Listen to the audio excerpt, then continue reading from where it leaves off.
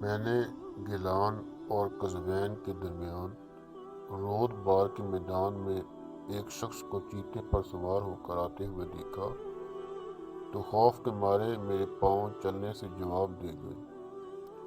اس شخص نے مسکرا کر کہا، اے سعدی، اس میں گھبرانے اور حیرت زدہ ہونے کی کون سی بات ہے؟ تو بھی اللہ کے حکم سے گردن نہ پھیر، اللہ کی مخلوق تیری تابع دار ہو جائے گی۔ جب بندہ اللہ کے احکام پر عمل پیرا ہوتا ہے تو اللہ تعالیٰ اس کی مدد فرماتا ہے۔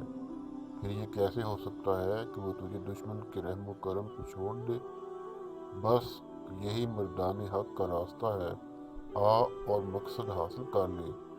نصیحت اس شخص کو نفع دے گی جو سعدی کے کلام سے محبت کرے گا۔ سبق: اس حکایت سے ہمیں یہ سبق ملتا ہے کہ جب بندہ اللہ کا مخلص بندہ بن جاتا ہے پھر ساری خدائی اس کی غلامی کرتی ہے۔ صوفیہ کرام فرماتے ہیں، من کان اللہ کان اللہ لہ، جو اللہ کا ہو جاتا ہے اللہ اس کا ہو جاتا ہے۔ جب خدا اس کا ہو گیا تو خدائی اس کی کیوں نہ ہوگی۔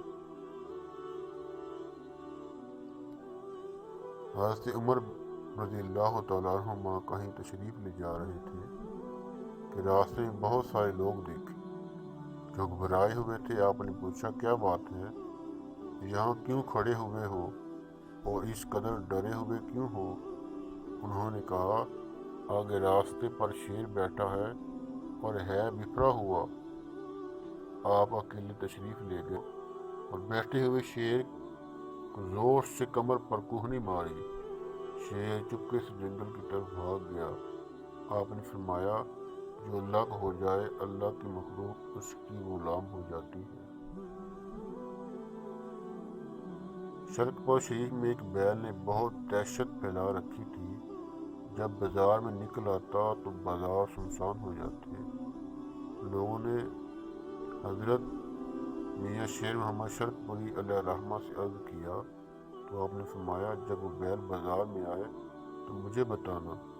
چنانچہ بیل نکلا تو لوگوں نے آپ کو اطلاع دی۔ آپ نے جا کر بیل کو کانوں سے پکڑ لیا، حالانکہ گائے بیل کان نہیں پکڑنے دیتے، اور ان کے کان کے ساتھ منہ لگا کر فرمایا، اللہ کی مخلوق کو تنگ نہ کیا کر۔ بس ایک دن کے بعد بچہ اس بیل کو کان سے پکڑ کر جدھر چاہتا لے جاتا۔ بس حضرت شیخ صدی علیہ الرحمہ نے اسے کہا، تم نے سچ ہی تو کہا ہے، تو ہم گردن از حکم دا اور میچ، کہ گردن نہ پیچید زے حکم تو ہیچ۔ ایک بزرگ کو دیکھا گیا کہ شیر اور بکری کو اکٹھا چرا رہے ہیں۔ پوچھا گیا، ان کی کب سے صلح ہوئی ہے؟